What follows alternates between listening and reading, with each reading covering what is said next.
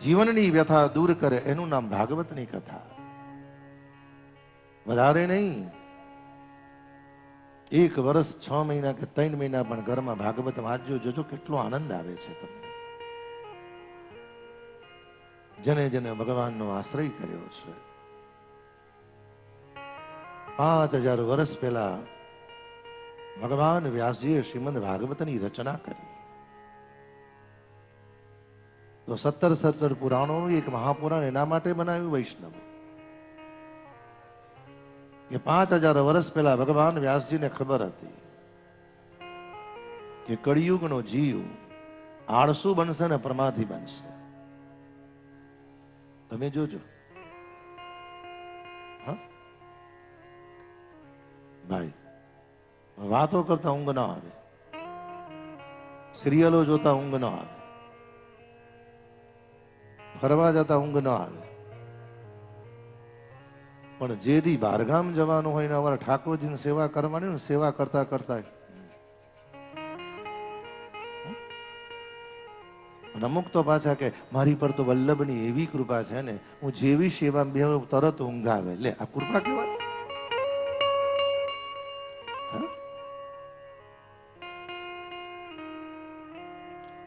અને પાછા વાતો કરે. 5000 વર્ષ પહેલા ભગવાન વ્યાસજીએ ભાગવતનું દર્શન કર્યું અને પછી કલિયુગની શરૂઆત થઈ. અને જેવી કલિયુગની શરૂઆત થઈ, ભગવાન સ્વધામ પધાર્યા અને વૈષ્ણવો કલિયુગના 300 વર્ષ પૂરા થયા. અને 300 વર્ષ પૂરા થયા ત્યારે વૈષ્ણવો ભાદરવા સુદ નોમને દિવસે શ્રીમદ ભાગવતની પહેલી કથા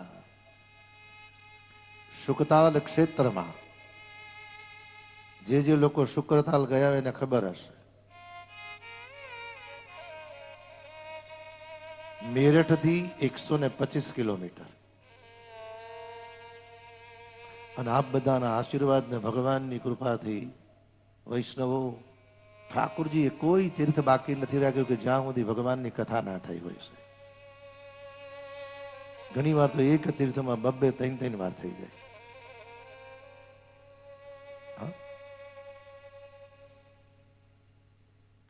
અને ભગવાનની કૃપાથી 300 વર્ષ પૂરા થયા.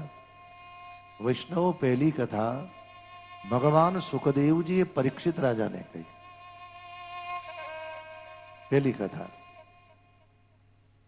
કારણ કે વ્યાસજીએ વાવ્યું, પરીક્ષિતે પીરસ્યું ને સુખદેવજીએ પાયું. ભાઈ, આંબો વાવે કોણ, પાણી પીવડાવે કોણ ને કેરી ખાય કોણ? હા. અને પછી ધીરે ધીરે સમય પૂરો થયો. કલિયુગના 30 વર્ષ પૂરા થયા ત્યારે ગૌકર્ણ મહારાજે પોતાના ભાઈ ધંધુકારીને કથા સંભળાવી. અને આવતે વર્ષે પણ માર્ચ મહિનામાં ભાગવતની કથા ગૌકર્ણમાં જ છે. એવું સુંદર ભાગવત છે વૈષ્ણવો.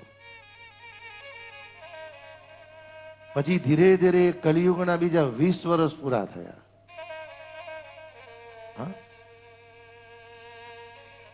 કારણ ગૌકર્ણ મહારાજે જ્યારે ધંધુકારીને કથા સંભળાવી, એ કથાનો પ્રારંભ અષાઢ સુદ નોમથી થયો હતો. એવું જે પરીક્ષિતને સંભળાવી, એ કથાનો પ્રારંભ ભાદરવા સુદ નોમથી થયો હતો. અને બીજા કલિયુગના 20 વર્ષ પૂરા થયા ત્યારે ભગવાન સુતજીએ શૌનકાદિ મહાપુરુષોને નૈમી શરણની અંદર મંગલ કથાનો પ્રારંભ કર્યો.